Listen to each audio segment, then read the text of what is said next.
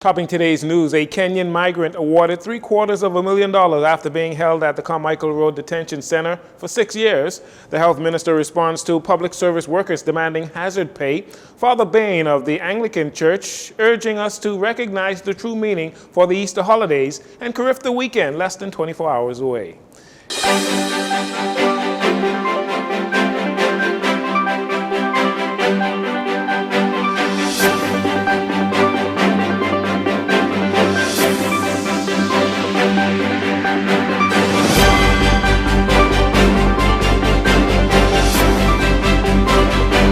Bahamas, I'm Jerino Saunders. This is your JCN Evening News. It's a pleasure to have you join us. While a ruling by the Privy Council in favor of a Kenyan migrant who says he was unlawfully detained in the Bahamas at the Carmichael Road Detention Center is being praised by PLP Chairman Fred Mitchell, the Foreign Affairs Minister is standing by Attorney General Senator Ryan Pinder for beating back the attempt to extract excessive cost from the Bahamian taxpayers in the name of human rights. The PLP chairman comments come on the heels of a ruling by the Privy Council handed down on Wednesday that Kenyan migrant Douglas Nagumi was unlawfully detained at the detention center for 6 years while awaiting deportation. The ruling also notes that the government should move expeditiously when deciding on deporting those accused of violating the country's Immigration Act. Nagumi was detained in January of 2011, and his detention lasted until August of 2017. He sued the government for unlawful detention and was awarded $750,000 by the Court of Appeal. However, he challenged the assessment of the damages in an appeal to the Privy Council. And while the Privy Council did not alter the damages they awarded, it was ruled that Nagumi was unlawfully detained while officials organized his deportation. In a statement Wednesday evening, Minister Mitchell noted that the appeal failed on every point as it relates to damages and cost, adding that the result should stop future predatory litigation. He said the PLP is proud of the work of the Attorney General and the resolute defense of the public purse.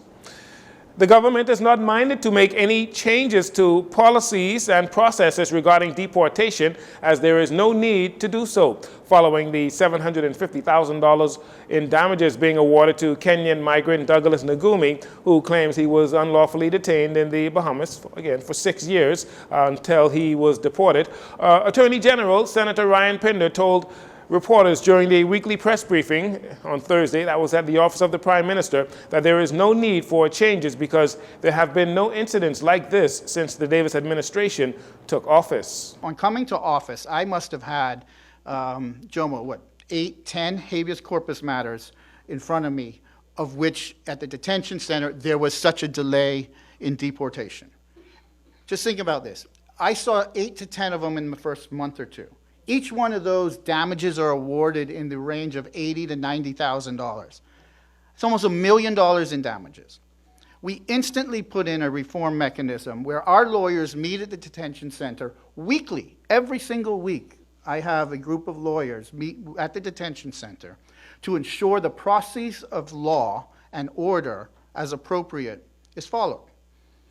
Since coming to office, we have had no habeas corpus matters filed against the government of the Bahamas on a delay with respect to deportation. Not a single one of them. Saving again the public's purse millions of dollars on unnecessary damages. On Wednesday, the Privy Council ruled that Mr. Nagumi was unlawfully detained for 6 years while awaiting deportation, which the Privy Councilors say should have been done within 1 or 2 days after the magistrate ordered him deported. Again, Mr. Nagumi was awarded $750,000 by the Court of Appeal, but he decided to challenge the assessment of damages in the Privy Council. The Attorney General says the government accepts the ruling that the Kenyan was unlawfully detained for a long period of time. However, the Privy Council, they rightfully dismissed his appeal for an increase in damages. The lower court had ruled. We accepted the ruling, the Office of the Attorney General. It was appealed by the other side to the Court of Appeal for more damages and a couple matters.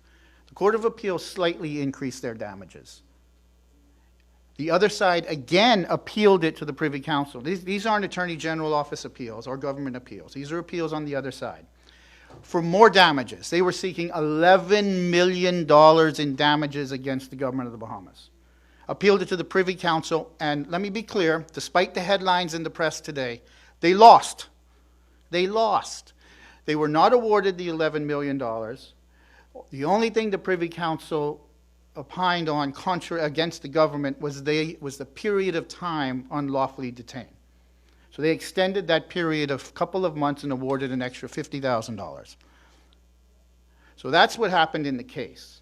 Now, we have never disputed the ruling and findings in the court below. Attorney General Ryan Pinder says the government has been abiding by the law since coming into office on habeas corpus matters and will continue to do so in order to save the taxpayers' dollars. In response to the Public Service Union, BPSU speaking out on what they deem to be concerning conditions at some of the public clinics and corresponding hazard pay in regards to some public service workers dealing with possibly contaminated bodily fluids, Minister of Health and Wellness Dr. Michael Darville, while speaking with reporters, said the following. Yes, when we look at the agreement that was signed by the BPSU, the PHA, the agreements at the Ministry of Health and the Department of Public Health must be reflected. Our negotiator, Mr. Evans, will be in contact with Mr. Ferguson so that those negotiations can be completed as soon as possible, and we can have an agreement that is a mirror image of what's at the PHA. A lot of individuals will leave the system from time to time with greater opportunities. It is our job at the PHA and the Ministry of Health to ensure that those spaces are filled so that we can provide the services to the standard that is of utmost importance here at the Princess Valley. Responding to the Bahamas Public Service Union's claims that poor conditions are affecting the work of lobotomists and dentists, Minister Darville says clinics are actively being renovated with challenges at the dental department being addressed as well. A few weeks ago, I got approval to bring on some additional dentists, dental assistants, hygienists, to really begin to focus very heavily on getting our dental program to a standard that we feel satisfied with. I can tell you that I've traveled throughout the Family Islands, and a lot of the dental equipment is in need of repair. That would require more biomedical engineers and a complete assessment of dental equipment throughout the Commonwealth of the Bahamas. Next week I would be in Cuba. We would be looking to bring some additional technical support staff back to the country. That will include dental assistants.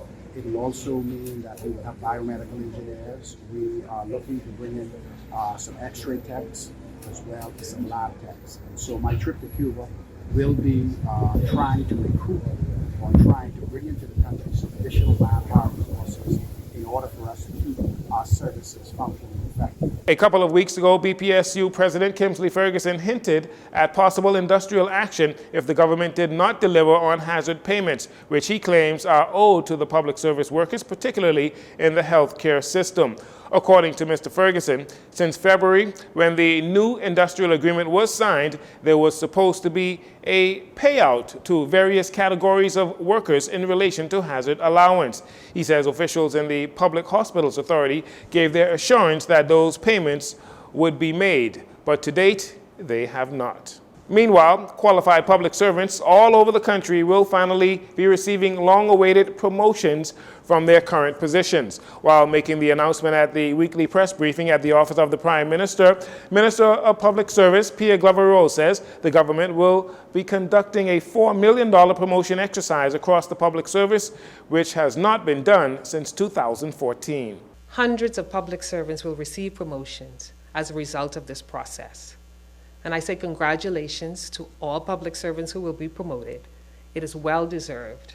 I know how hard you work and how many of you have waited for so long. We want Bahamians to know that the public service is a place where you can see career progression through fair and objective and transparent processes based on your track record. We're not talking about promotions through political connections. The vast majority of public servants are normal, everyday people of modest means who report to work each day and do their very best. It has been so long since the last promotional exercise that a good majority of public servants being promoted will receive 2 promotions. Many of them were already performing work that was far beyond their current titles. The work needed to be done. They stepped in and filled the gaps. As promotions are intended to be done every 2 years, Minister Glover Rowles says because they are frequently halted, they find that there is a gap with the mid-level officers. She says this promotion, though, will mostly affect clerical and low-level staff. And this has created what we call a hollow middle, which has affected operations, especially as attrition has occurred, as people leave the public service for other jobs or retirement. So to fill the gaps created, we must take action to ensure that we have the necessary manpower in the right positions to serve the Bahamian public. And we all know the stories of clerical staff who are doing the work that far exceeds their job titles. Their titles and their compensation will now match the work that they do. But I want to be very clear on this. These workers have earned their promotions. When the normal cycles of promotions don't occur, gaps are created where people leave the public service for retirement or other reasons. There are government employees who are filling the gaps, doing the work that would normally be done by higher-ranking public servants. However, often due to the budgetary constraints, promotions are not forthcoming. According to the minister, the process of this promotional exercise will extend over the next few months. Hundreds because persons still have to be recommended and qualify. We are still going through the regular process of those persons that would have to be, files would have to be reviewed. They would have to have the academic qualifications. They would have to be suitable for role, performing in the role. ACRs, performance appraisals, still, we're not doing away with the requirements, but we're just performing the exercise that has been halted since 2014. So the Ministry of Public Service does have nominal registers. We do have pay sheets. We understand who are the employees of the various ministries. And we always also understand who should be up next or who should qualify for promotions. So while we await for the ministry's recommendations to come in, there is a mechanism in place where we have accountability because we have the nominal register and we know who is up next, who is due, and we will wait, but we still have to wait for the ministries to recommend.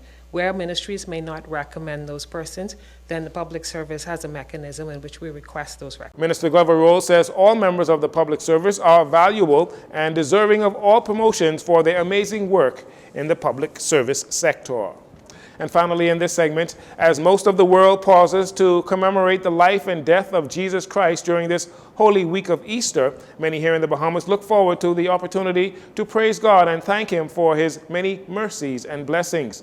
On the other hand, the world around us is forever changing, and according to Father Roderick Bain, who was a guest on today's Love 97's radio talk show Issues of the Day with host Christian Jones, much like Christmas, there have become many who overlook the true significance of the Easter holiday. We are a redeemed people, but we must not allow the events of the original Good Friday and the death on the cross to be for us in 2023 a once-upon-a-time story, a time when we perhaps go to regattas, have some day off, eat some hot cross bun, eat a lot of fish, chill, drink, and have a good time and party, and we got no work and no school and all. It should not feel about it. This is a religious holiday, but we must be able to tell the story in such a way that it gives meaning to why we're doing what we're doing when we do what we do. And so Good Friday and all the events of this weekend, even the victorious resurrection of Jesus on Easter Sunday, all these things should be celebrated by the faithful. And if we believe in Jesus Christ, if our faith is where our faith should be, then this should be the most serious part of our Christian journey. Father Bain says there needs to be a shift in the way we live our lives here in the Bahamas, back towards God. He says even after experiencing the COVID-19 pandemic, many Bahamians and people around the world are still not living a life that is pleasing to God, who sent His Son Jesus Christ to die for our sins. People have gone right back to the way they used to be, and they couldn't wait to get back to whatever we call normal, but get back to the way they used to be. And there's no newness. We haven't moved forward to resolve that we must live better. Time is short. Life is fragile. We are all mortal beings. There isn't that, sense of urgency to live a more devout Christian life. And so we recognize that there has been a proliferation of a lot of social ills after the pandemic. There's a lot of domestic issues. We realize that because of the scarcity of finance in some areas, there's a lot of darkness that are going on in shady type ways. Gangs and violence and murder and drug dealing and human trafficking and all sorts of things are happening. So when these things happen, like I say, this is the right and the right time for the Christian message to be that message that applies to our lives. You are invited to join Father Bain and the St. Barnabas Anglican Church for their Easter services and other events on this weekend. The church is located on the corner of Blue Hill Road and Wolf Road. We'll take a break here. We'll be right back after these commercials.